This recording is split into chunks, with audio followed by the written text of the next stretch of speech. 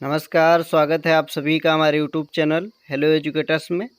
जैसा कि हम लोग ब्लड डिसऑर्डर पर चर्चा कर रहे थे, जिसमें से 3 टाइप के ब्लड डिसऑर्डर थे जो आरपीडीडब्ल्यू एक्ट में बताए गए हैं, ठीक है।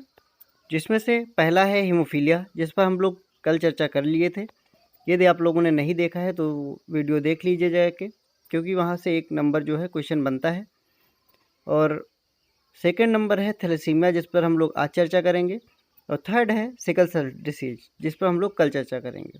हर एक डिसीज से एक क्वेश्चन बनने की संभावना है, और ये क्वेश्चन अगर नहीं भी आता है तब भी कोई बात नहीं, लेकिन ये जानकारी सभी के लिए है, क्योंकि हमें पता होना चाहिए कि ये कौन कौन से रोग होते हैं, ठीक है, इसमें क्या प्रॉब्लम हो जाती है, कौन से लक्षण हो जाते हैं, ताकि हम जागरूक हो सकें, हमें पता हो इन सब चीज़ों से, और हम स्वयं की भी सुरक्षा कर सकें और अपने परिवार वालों की भी कर सकें।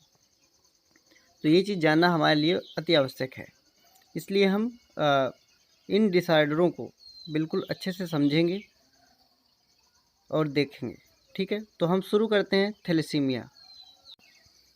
तो यदि आप चैनल पर पहली बार आए हैं तो वीडियो को अंत तक देखें।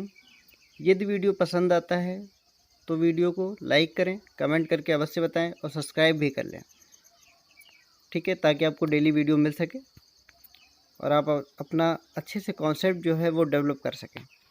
तो ठीक है, हम लोग शुरू करते हैं थैलेसीमिया। जैसा कि सबको पता है कि ये जो थैलेसीमिया है ये भी एक ब्लड डिसऑर्डर है, ठीक है, ब्लड से संबंधित रोग है। अब इसमें कौन कौन सी चीज़ें होती हैं, कौन से लक्षण होते हैं, और कैसे ये सही हो सकता है या नहीं सही हो सकता है, और एक पीढ़ी से दूसरी पीढ़ी में कैसे ट्रांसफ़र होता है, ठीक है, क्योंकि ये जेनेटिक बीमारी है, ये ट्रांसफ़र हो जाती है एक पीढ़ी से दूसरी पीढ़ी में। जैसे हम लोगों ने हीमोफीलिया को देखा था, ठीक है, वैसे इसको भी समझेंगे। तो देखते हैं, पहले इसको इमेजेस के माध्यम से हम लोग कॉन्सेप्ट डेवलप करेंगे, ठीक है, कि इसमें क्या प्रॉब्लम हो जाती है जिसकी वजह से हमें ये समस्या देखने के लिए मिल जाती है। तो ये जो इमेज दिख रही है, इसमें से नॉर्मल जो ब्लड होता है उसका इमेज है, ठीक है, इस तरीके से होता है। और जो आरबीसी है ये जो होती है इसी तरीके से होती है। लेकिन जो इफेक्टेड आरबीसी है, अर्थात जो थैलेसीमिया से प्रभावित आरबीसी है, ठीक है, उसमें जो होता है निर्माण उसका सही तरीके से नहीं हो पाता है, जैसे कि यहाँ पर दिख रहा है, ठीक है, ये आप देख सकते हैं और इस वाली इमेज में भी देख सकते हैं। तो ये जो आरबीसी का जो निर्माण होता है वो सही तरीके से नहीं हो पाता है, जिसकी वजह से क्या होता है, हमारे शरीर में जो ब्लड होता है उसकी कमी हो जाती है, और उसकी कमी होने से क्या होता है, बॉडी में ऑक्सीजन की कमी हो जाती है, क्योंकि बॉडी में जो ऑक्सीजन ले जाता है वो कौन ले जाता है, ब्लड की सहायता से जाता है, आरबीसी लेके जाता है, ठीक है। तो जब यही चीज़ आरबीसी जब प्रभावित हो जाती है तो क्या होता है, हमारे ब्लड में ऑक्सीजन जो होता है सही से नहीं पहुंच पाता है पूरे बॉडी में, जिसकी वजह से क्या होता है कि पूरे बॉडी में जो है ऑक्सीजन सही से नहीं पहुंच पाता है, जिससे क्या हो जाता है कि त्वचा का रंग जो हो जाता है वो पीला पड़ जाता है, और बहुत ज़्यादा कमजोरी जो होती है वो लगने लगती है, ठीक है। इस तरीके से यहाँ पे लक्षण हमें दिखाई देने लगते हैं। तो ठीक है, आगे चलते हैं। तो यहाँ पे कुछ पॉइंट लिखे हुए हैं वो देख लीजिएगा, ज़रूरी है कि जो थैलेसीमिया है वो पहली बात तो ये है कि आनुवांशिक रूप से होने वाला विकार है, ठीक है। ये रक्त विकार है जो आनुवांशिक रूप से हो जाता है, अर्थात पेरेंट्स के थ्रू जो होता है बच्चों में आ जाता है ये चीज़ें, ठीक है। और ये जो होता है क्यों हो जाता है, क्योंकि कम हीमोग्लोबिन की वजह से, या कम जो होता है, या असामान्य हीमोग्लोबिन, अर्थात जो सही तरीके से एक हीमोग्लोबिन का स्तर होता है हमारे शरीर में उतना होना चाहिए लेकिन उतना नहीं होता है, तब ये समस्या देखने के लिए मिलती है। अर्थात कह सकते हैं हम कि कोई नॉर्मल जो ह्यूमन बॉडी होता है उसमें जो रक्त होता है वो 5 से 6 लीटर होता है, ठीक है। अगर सही तरीके से नहीं है उसके अंदर रक्त, ठीक है, तो ये समस्या देखने के लिए मिल सकती है। और यहाँ पे क्या है कि हीमोग्लोबिन हमारे शरीर में ऑक्सीजन ले जाने के लिए जिम्मेदार होता है, जैसे अभी हम लोगों ने पढ़ लिया है, ठीक है। तो ये पॉइंट्स जो हैं ये आप लोग ध्यान रखिएगा, क्योंकि यहाँ से क्वेश्चन बन जाता है कि हमारे शरीर में ऑक्सीजन को कौन लेके जाता है, तो हीमोग्लोबिन लेके जाता है, ठीक है। और हीमोग्लोबिन की कमी से कौन सा रक्त विकार हो जाता है, तो थैलेसीमिया हो जाता है। 2 पॉइंट यहाँ बन गए हैं। और थैलेसीमिया एक कैसा रक्त विकार है, अनुवांशिक रूप से होने वाला रक्त विकार है। ये 3 पॉइंट हो गए। तो ये लोग आप लोग कॉपी में इस चीज़ को लिख लीजिएगा, ठीक है। अब ये चीज़ देखते हैं कि हमारा जो रक्त होता है, यहाँ पर देखते हैं हीमोग्लोबिन होता है, ठीक है। हीमोग्लोबिन 2 चीज़ों से बना होता है, हीम प्लस ग्लोबिन, ठीक है। हीम क्या होता है, ये कहते हैं कि हमारी बॉडी में जो होता है वो आयरन होता है, ठीक है, आयरन बॉडी है तुम्हारी, तो ये क्या है, आयरन जो होता है वो हीम है, ठीक है। अब ग्लोबिन क्या है, प्रोटीन, तो हीमोग्लोबिन क्या हो गया, प्रोटीन और आयरन इन दोनों का मिक्सचर होता है हीमोग्लोबिन, ठीक है। तो ये जो ग्लोबिन होता है, जो प्रोटीन होता है, इसमें दो प्रोटीन होते हैं, एक अल्फा ग्लोबिन, एक होता है बीटा ग्लोबिन, ठीक है। जैसे कि इस इमेज में आप देख सकते हैं, एक अल्फा ग्लोबिन है, एक बीटा ग्लोबिन है, ठीक है।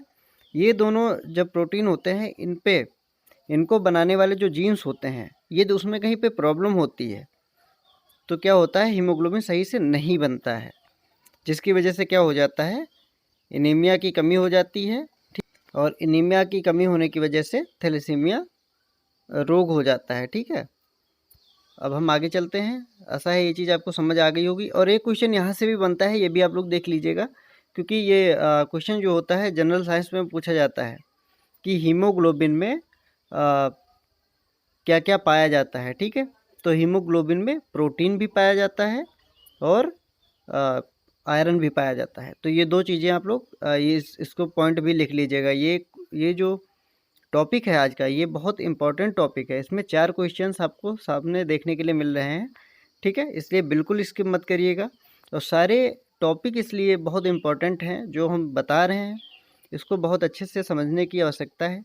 आप लोग यही टॉपिक बिल्कुल अच्छे से पढ़िएगा, क्योंकि जो जनरली जो टॉपिक होते हैं वो सारे लोग पढ़ लेते हैं, ठीक है। वो सबको पता होता है कि हाँ ये चीज़ आएगा, लेकिन आप कुछ अलग करेंगे, अलग पढ़ेंगे, तभी आप जो है आपका सिलेक्शन होगा, क्योंकि जो अलग करता है उसी का सिलेक्शन होता है, ठीक है। जनरली जो क्या देखा जाता है कि 150 में 90 नंबर, 80 नंबर या 95 नंबर, 100 नंबर तक सभी लाते हैं, लेकिन सिलेक्शन किसका होता है, जो 105 नंबर लाता है, जो 110 नंबर लाता है।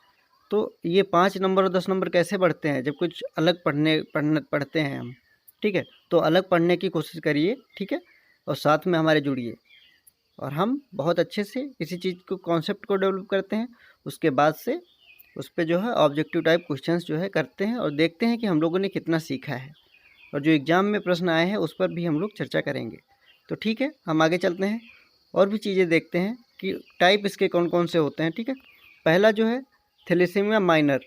थैलेसीमिया माइनर में क्या होता है कि ये ज़्यादातर लोगों को होता है, लेकिन इसमें पता नहीं चलता है, क्योंकि कुछ खास लक्षण नहीं होते हैं इसके, बहुत ज़्यादा कमज़ोरी भी नहीं आती है, ठीक है। ये नॉर्मली होता है, ये लगभग मैक्सिमम लोगों में पाया जाता है, लेकिन इसमें कोई बहुत खास लक्षण नहीं आते हैं, ना भी कोई खास प्रॉब्लम होती है, ठीक है। दूसरा है थैलेसीमिया मेजर। थैलेसीमिया मेजर में जो होता है वही त्वचा का पीला पड़ जाना, ठीक है, ज़्यादा कमजोरी आ जाना, ये सारी चीज़ें देखने के लिए मिलती हैं। और यहाँ पे क्या होता है कि खून की बहुत ज़्यादा कमी हो जाती है, तो पेशेंट को खून ब्लड जो होता है वो ट्रांसफ्यूजन कराना पड़ता है, अर्थात बाहर से ब्लड जो है उसकी बॉडी में डाला जाता है, ठीक है। 2-3 सप्ताह में जो होता है उसका खून जो होता है वो चेंज कराया जाता है।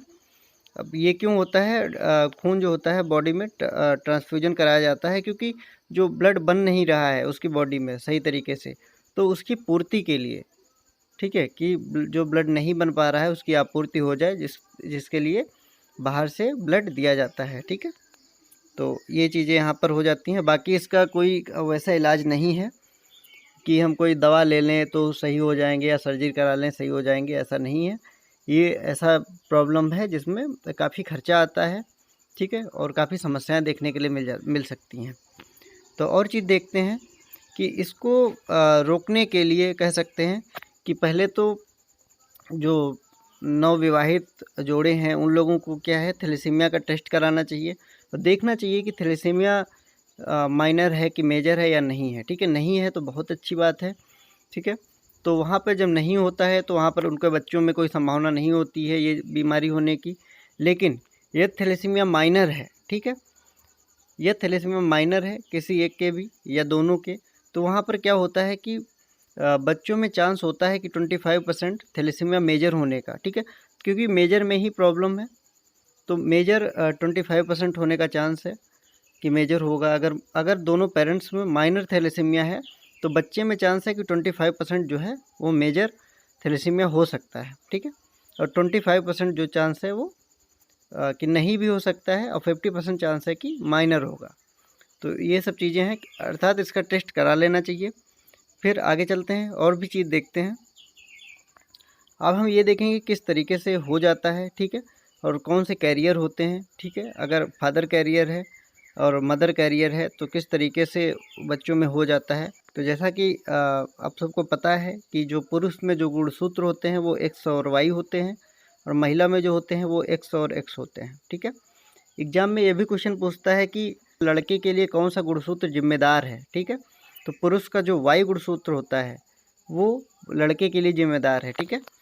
तो यहाँ पर हमने देखा है कि पुरुष में जो एक एक्स गुणसूत्र है, एक वाई है, ठीक है। तो वहाँ पर भी 50-50 चांस होता है कि अफेक्टेड हो भी सकता है और नहीं भी हो सकता है, ठीक है। जैसा कि इस फिगर में आप लोग समझ सकते हैं। इसी टाइप के फिगर को हम लोगों ने कल डिस्कस किया था, तो आप लोग वहाँ से भी देख सकते हैं, ठीक है। आशा है ये चीज़ आप लोग समझ गए होंगे कि यहाँ पर जो है 50-50 चांस है, बच्चे में हो भी सकता है और नहीं भी हो सकता है।